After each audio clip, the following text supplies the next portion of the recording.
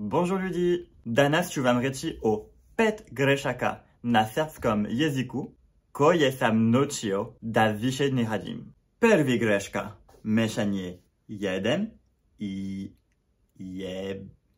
Jednog dana sam pitao svog prijatelja, šta ti je eš? Mogu vam dozvolite da zamislite šta se dogodilo.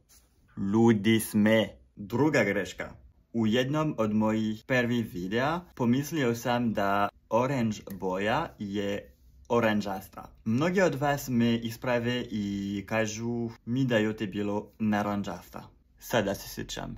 Treća greška koju ne radim je mešanje večera i večeras.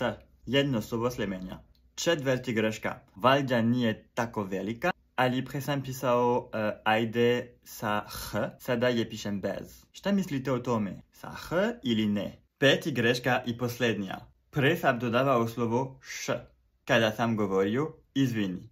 Tako da sam zapravo govorio, izviniš, vidiš, dođiš. Ljudima je to bilo simpatično, ali sam u posljednje vreme saznao da to nije tačno.